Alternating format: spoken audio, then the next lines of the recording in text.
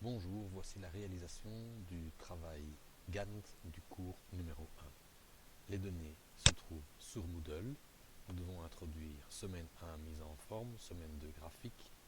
Nous allons faire ça. Donc Gantt Project est ouvert ici, nous sélectionnons. Nous allons ajouter toute une série de tâches. On peut utiliser cette icône-ci ou aller dans Tâches, Nouvelle tâche. Semaine 1. Hop. Nous devons recliquer sur Nouvelle tâche pour avoir semaine 2. Voilà. Faisons Enter. Semaine 3. Enter. Semaine 4. Bien. Regardons ici. Il fallait rajouter mise en forme et puis introduire données, aligner, fusionner. Revenons. Ici. Nouvelle tâche. Donc, introduire les données. Hop. Nouvelle tâche. Aligner. Revoyons ce qu'il fallait faire. Fusionner et puis Gantt.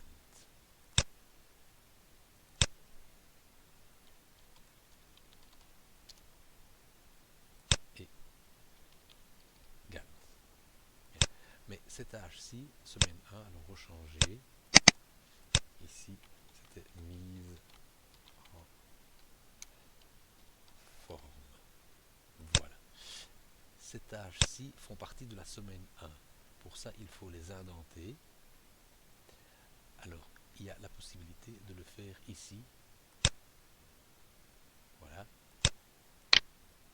Ou avec un clic droit ici. Celle-ci aussi. Et clic droit ici. On voit donc que ceux-ci font partie de la semaine 1. Allons voir quand il fallait faire ça. Il fallait faire ceci le 10 février 2017. Retournons ici. Date de début. Et nous pouvons changer ici 10 février. Voilà. Il faut les changer toutes.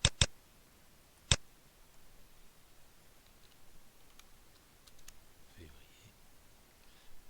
Je me suis trompé ici. Cette tâche-ci, il faut la supprimer.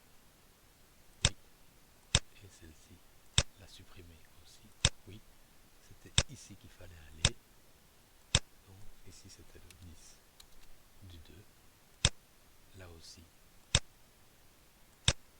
c'était le 10 du 2.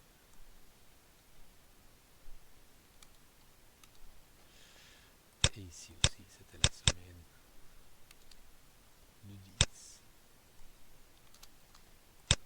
Voici. Alors, on ne les voit plus ici. On sélectionne.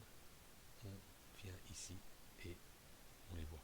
Pour avoir une vue plus grande, on joue avec la molette de la souris en la tournant dans un sens ou dans un autre pour agrandir. Voilà.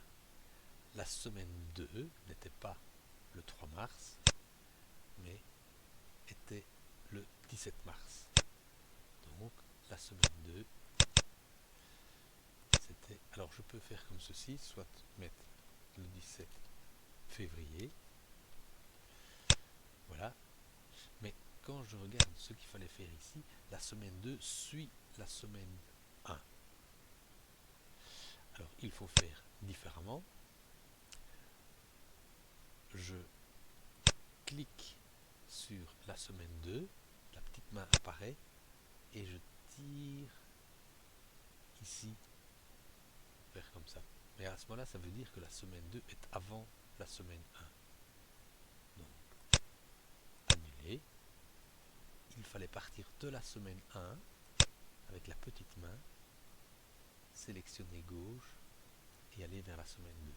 Mais ce qui se passe, c'est qu'ici on ne travaille pas le week-end. Ce qu'on a dit à la semaine 2, c'est de commencer immédiatement après que la tâche de la semaine 1 soit terminée. Or ici, il n'y a pas cours. C'est le 17 février. Pour ça, je sélectionne semaine 2. Je vais dans tâches, propriété des tâches. J'aurais pu y aller aussi comme ceci. Et je vais dans prédécesseur. Là, je vois que la semaine 1 précède la semaine 2. On dit quand j'ai fini l'un, je commence l'autre. Mais pas tout de suite, avec 4 jours d'écart. De telle sorte que il y a bien 4 jours qui s'écoulent sans travail, puisque le cours suivant est le vendredi. Revenons voir ce qu'il faut faire. On voit que la semaine 3, on fait calcul et Gantt ressources. On va donc ajouter ici une nouvelle tâche,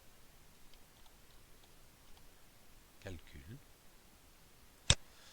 et puis encore une nouvelle tâche. Voilà. Alors, ils sont venus se mettre ici, ce qui n'est pas l'idéal. D'abord, ils font partie de la semaine 3, donc je les indente. Voilà. Ici, si on voit bien l'histoire, c'est que quand j'ai terminé la semaine 2, je commence la semaine 3. Je reviens sur Gantt Project. Quand j'ai terminé la semaine 2, je commence la semaine 3.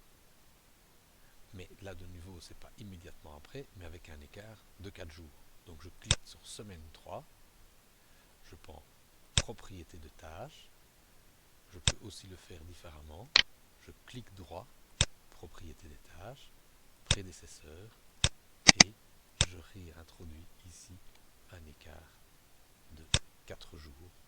Voilà qui est beaucoup mieux.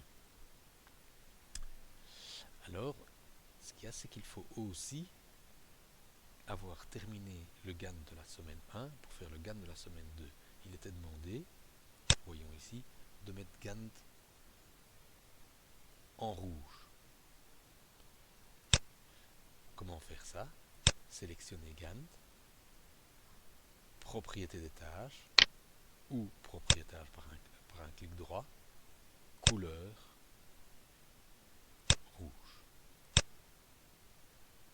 Ok, on va mettre Gantt ressources en rouge aussi, clic droit, propriété des tâches, couleur récente. Utiliser la main.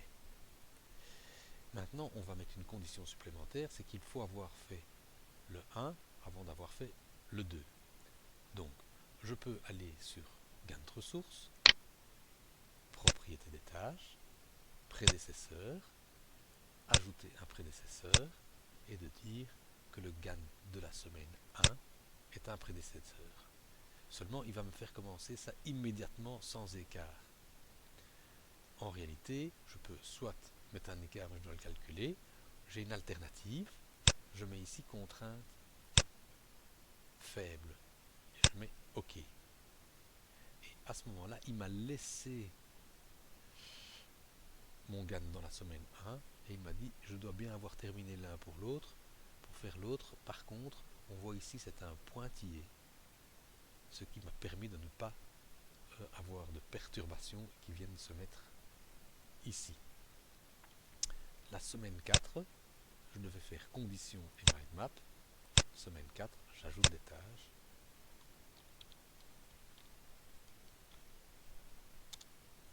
J'en ajoute encore une. Ils font partie de la semaine 4, je les indente. Et la semaine 4 commence forcément après la semaine 3, comme ceci. C'est la semaine 4, propriété des tâches, qui a un écart de 4 jours. Je vais vérifier, je pense que mon graphique est terminé.